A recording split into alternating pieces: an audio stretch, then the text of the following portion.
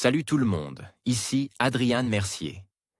Bienvenue sur ma chaîne, dédiée à notre belle planète et aux enjeux de l'écologie.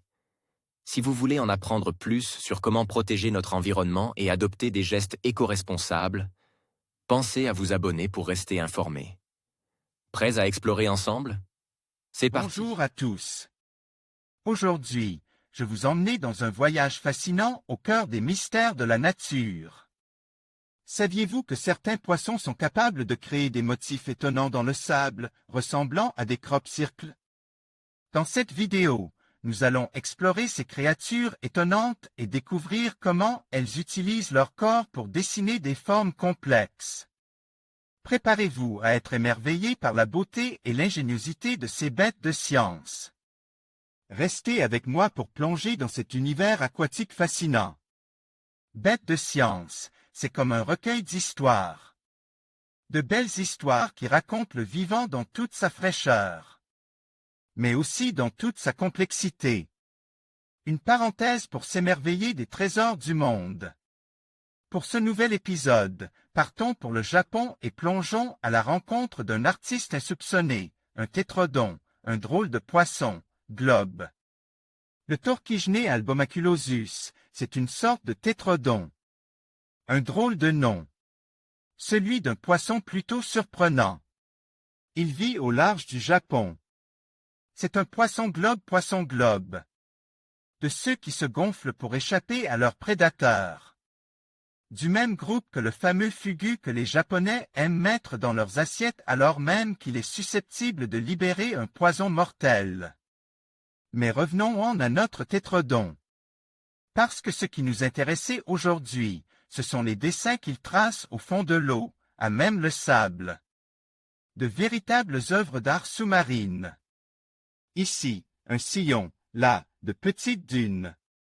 Le tout réalisé en nageant un peu sur le côte. Et surtout en frétillant beaucoup. À partir de sable de couleur et de textures différentes. Sans oublier d'ajouter, d'ici de là, quelques petits coquillages que notre charmant petit poisson a préalablement croque pour les réduire en miettes. Pour vous en faire une bonne idée, pensez donc aux crop-circles, ces cercles de culture dessinent dans les champs de céréales et que certains attribuent à des réalisations extraterrestres.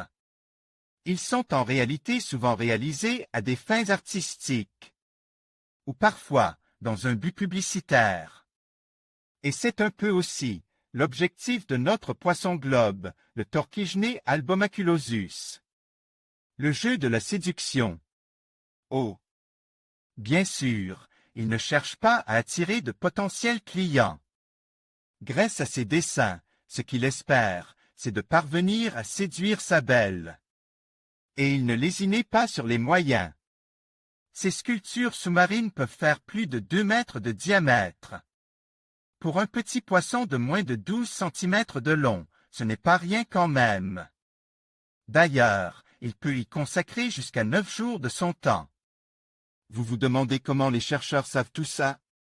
Simplement parce qu'ils ont pu observer des tétrodons à l'œuvre à l'occasion d'une mission d'observation. Ils racontent ensuite qu'une fois la tâche accomplie, Madame vient se promener au-dessus des crop-circles de Monsieur. Si l'œuvre est à son goût, elle accepte de convoler en juste noces. Mais l'histoire ne s'arrête pas là. Car c'est aussi au centre de ces crop-circles que Madame va venir pondre ses œufs, laissant à Monsieur le soin de les féconder, puis de veiller sur eux pendant quelques jours. À leur éclosion, les petits poissons pourront librement se nourrir des éclats de coquillages déposés là par leur attentionné papa. Si vous pensez qu'une fois de plus, Madame est attirée par tout ce qui brille, détrompez-vous.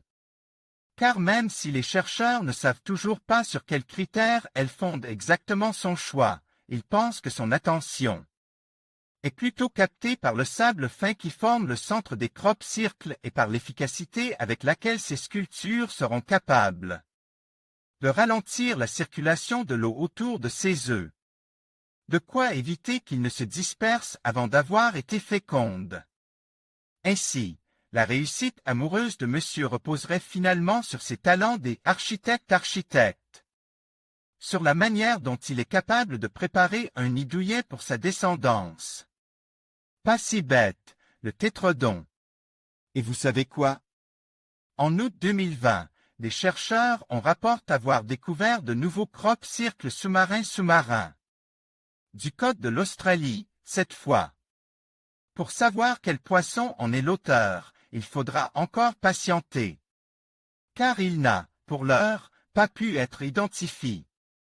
En conclusion, ces poissons fascinants nous rappellent à quel point la nature peut être surprenante et mystérieuse.